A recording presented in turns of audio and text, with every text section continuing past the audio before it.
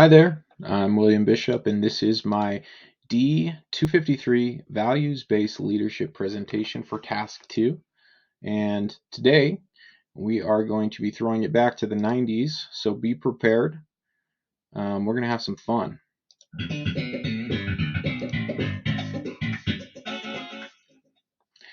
Now that I've grabbed your attention, I'm going to get started.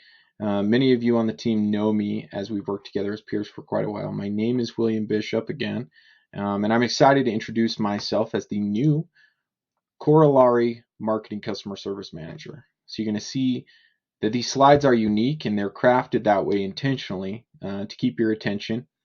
And first, I want to tell you a little bit about myself, and I want to share a personal story with you. So I started a customer service job right out of high school. I was really young back then. I just loved skateboarding and listening to music, hanging out with my friends. My job was solely a means to sustain my lifestyle. Um, I knew I didn't necessarily want to go to college, and it was always really difficult for me to sit still. So, assimilating into this customer service role where I'm stuck at a desk 8 hours a day, it was a really difficult transition for me. And I wasn't by any means a bad employee. I was a fair employee. I would arrive to work on time, but I was really, I was engaged with the work. I just wasn't someone that was going to go above and beyond. I didn't feel I was better than the call center environment. I think for a while I just felt indifferent, and it was difficult for me to understand the significance of my impact in the role. Um, I would take these calls and do call after call. I would listen to the customer and follow all the steps and resolve all the issues and check all the boxes and empathize and say what I needed to say, but they became all very transactional for me. And usually I knew exactly what the resolution was as soon as the call started, whether it was like a billing issue or a router. I just troubleshoot someone's router or walk them through and show them how to, reset their password. And I felt like I had kind of come to a place where, okay, I understand this, and this is, it's it's not hard, but it's not necessarily something that I was enjoying, because I felt like I could never get incentive. Um, for incentive at this job, you needed to have 100% customer satisfaction surveys for the entire month in order to qualify for incentive. Um, and that I felt like was unattainable for me. I would so I would focus in other areas, and I would control key performance indicators that I could control, like after call work time, time in wrap, average handle time. So I wanted to get through the call and quickly, and then help the next customer. Um, and it wasn't long until a team lead took me under his wing and mentored me. And I'll never forget the interaction. We had just listened to this call of mine where an account holder's spouse had passed away. And I talked to this account holder's spouse about adding bill pay. And I talked to her at length, like how the process worked, how to set up auto pay, what she should expect, when she should set it up.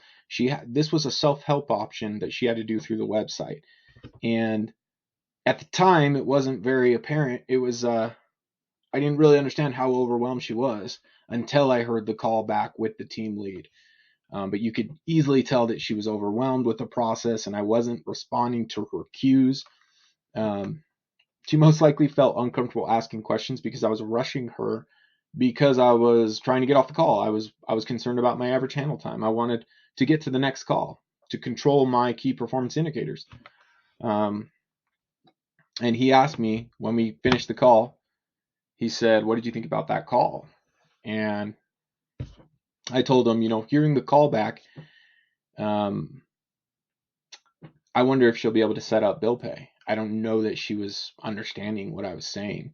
And he agreed, and he said, you gave this customer one option to set up reoccurring bill pay online. How many payment options do we have?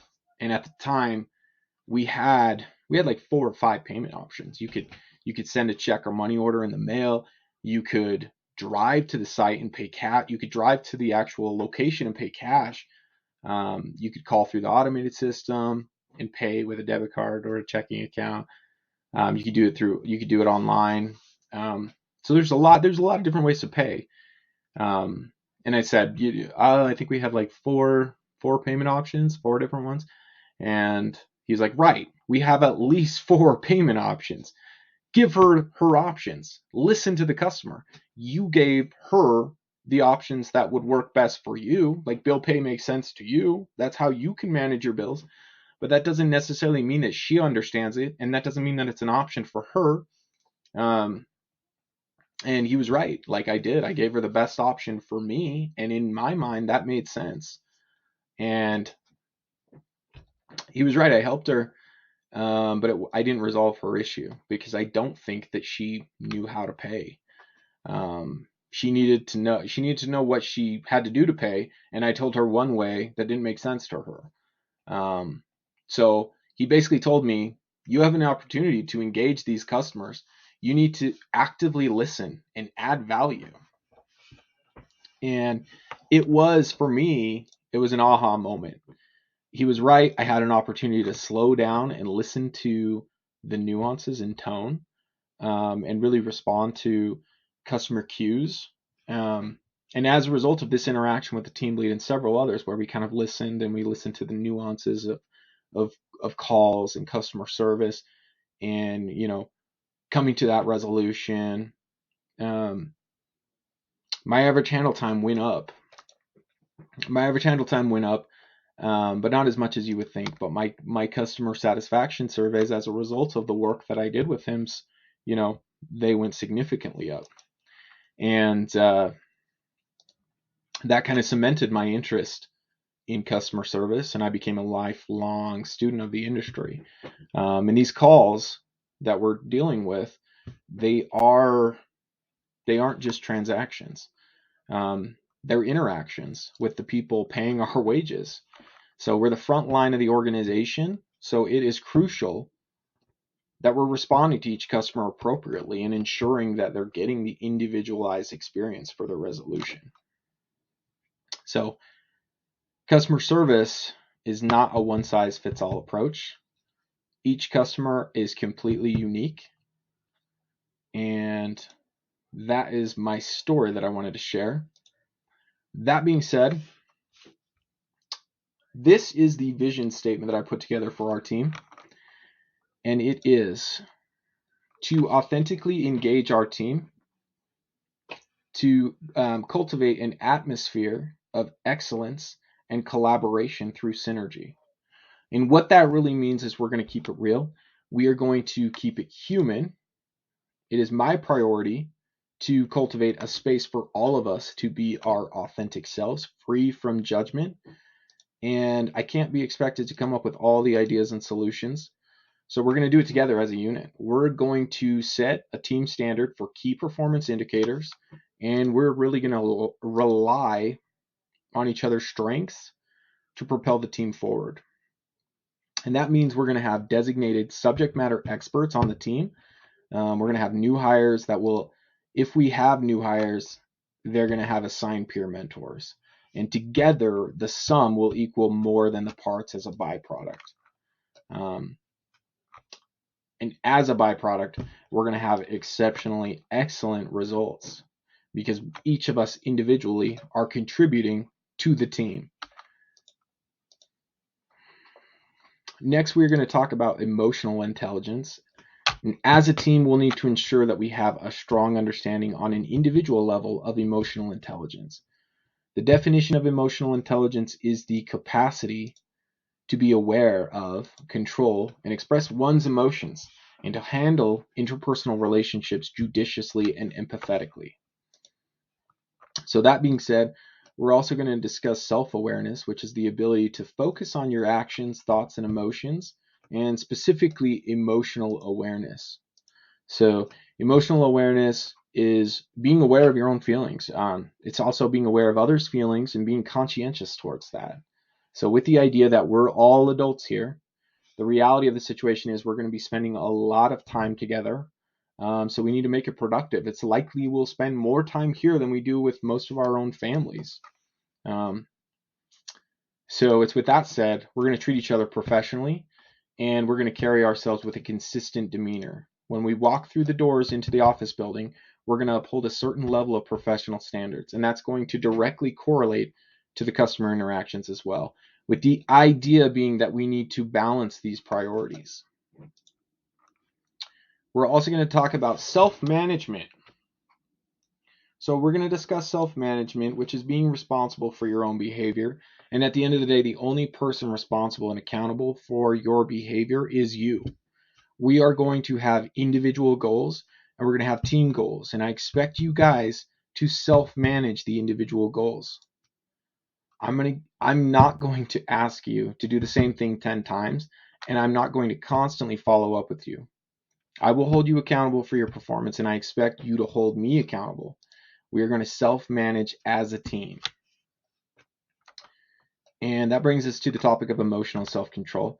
It's really up to us individually to ensure that we're managing these outside stressful situations. So my ask of each and every one of you is, when you walk through the doors in the morning, we're ready to engage and be effective at our job regardless of what may have happened in our personal lives last night. It also means maintaining our composure. If we're handling an escalated situation for a customer and they're trying to elicit an emotional response from us, we're not raising our voice to match their tone. We're remaining calm and effective, and we're keeping our voice, and we're allowing the customer to match our tone and our voice. Moving on, we're going to discuss social awareness.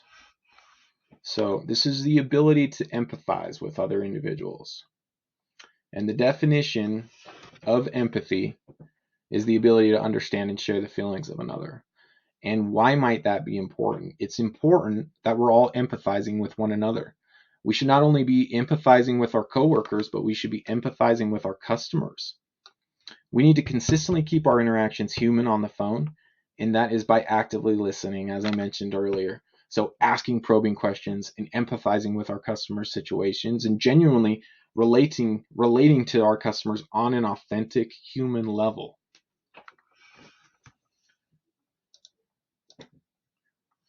I also want to talk about unconscious bias.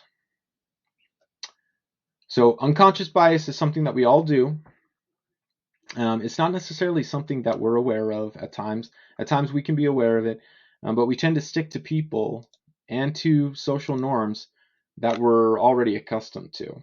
So an example of this in the workplace setting might be, not hiring someone based on their nationality or accent, not objectively interviewing them and making a decision based on their interview answers and their ability to effectively do the job, which is, let me be clear, is 100% wrong. So this is an unconscious bias that we have. So most of the time we don't notice, as we should, that our line of thinking is skewed and our judgment is biased. Because again, we're not always necessarily consciously thinking of these things. So again, this is another tool to be mindful of. If you're aware of that this unconscious bias exists, then that's when you can make steps towards being proactive and eliminating that kind of line of thinking or that unconscious thinking. So we are going to talk about a typical form of cognitive bias, which is confirmation bias. So this is basically favoring information that confirms your existing belief and then disregarding any evidence that goes against your already existing belief. So an example of this would be, I tell someone, for an example, I'm looking at your after call work time, saying that it's basically like an associate saying, my after work call time is out of my control because of system issues. I can't control my ACW time. It's outrageous because I always have these system issues. Yes, there are system issues from time to time that will affect all of us. Those are truly out of our control.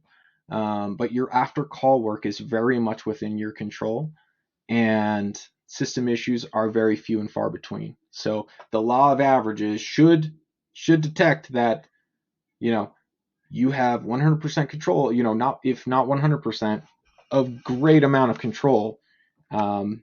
And that's an example of a confirmation bias. We also have a very common bias, which is the self-serving bias. What tends to happen is people will look to blame outside forces when things are going wrong for them. And then when things are going good, they'll take credit and contribute all the good things to their hard work.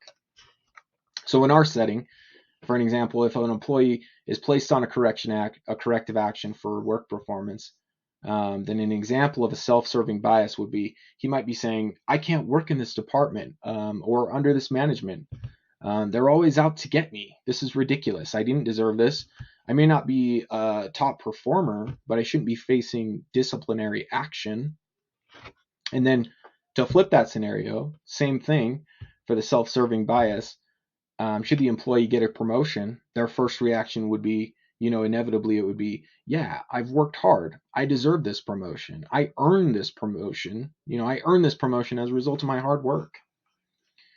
And it's typical that we are, for the self-serving bias, we're not necessarily internalizing our own faults. We're always looking to point blame at others. Which brings us to the question, can bias affect ethical decision making? Can biases affect ethical decision making? Yes, it absolutely can, and does all the time in the work setting. From a confirmation bias perspective, it's so simple in a business setting to pull and quantify data to tell the story that sounds best on paper. For an example, if an organization is low in a certain area, and let's say their quality analysts keep failing calls that are from their customer service employees. So it's in the company's best interest to retrain those customer service agents, to retrain them on the standard operating procedures to ensure that they're not failing quality analyst scores, that their calls meet a certain standard of excellence. But that option will cost time, resources, and money. And they'll need to take their customer service agents off the phone and retrain them, which is time and money. So the organization might just decide to send out an email to all their employees and say, hey, you're responsible to know this, and it may be difficult for some employees to interpret it in an email, or some people don't learn that way. And that may result in disciplinary action. Or obviously it looks bad seeing all these failed calls each quarter from the management perspective. And maybe they might think, hey, we need to relax on some of these requirements to ensure that we're meeting, our quality standards on paper, so to speak. So, they may diminish some of the quality, performance standards and lower the bar of expectation, lower the threshold so that more calls are coming through as past the audit. And to be honest, if there's a reward in corporate America, there's almost always a reward. But if there's a monetary reward, biases can affect your decision making 100%. And then we are going to discuss relationship management and how do ethics affect relationship management. We need to ensure that we're behaving in an ethical way with each other and make sure that we're treating each other favorable and instilling trust in our relationships. So this directly correlates with our customers. Our customers need to trust us and trust that we have their best interest in mind. So we're going to do that by consistently delivering excellent results day in and day out. This will ensure that we're creating a culture of care, and it is our job as an organization to set the tone from a culture perspective. It's set from the top down. So it is leadership's job to create and cultivate a caring and nurturing environment that we're all proud of to come to work each day and participate and give our best. We all need to strive for excellence and limit the amount of distractions. And ways businesses create a culture of care and routine is one way is giving surveys that measure how frontline workers feel about their overall job satisfaction. And that being said, most importantly is getting those survey results and making sure that they're acting on that feedback and implementing changes based on those survey results. So genuinely listening and responding to that feedback is creating a culture of care through relationship management. And then lastly, we are going to discuss emotional intelligence. So that being said, it starts with self-awareness and then moves forward. And the next one is typically affected by the previous one. So for example, you can't effectively manage yourself if you don't have any self-awareness. You're not even aware what it is you're doing. Once you're aware of your behavior, the question then becomes, okay, I'm aware of it. How do I manage it? And this is what we're after in the end goal. We want sustained social awareness, and we want relationship management. We need long-term sustainable relationships within our departments. So really the ask is for each of you to be aware and be mindful of your interactions with one another every day. It starts with you individually, for all of us collectively to be the effective team we need to be. And then I put basically relationship management is the key to sustainable excellence within our organization and specifically our team. So, and with that, that is my time, and that wraps up our presentation today. And again, my name is William Bishop, and this has been the Values-Based Leadership presentation task. Thank you for your time.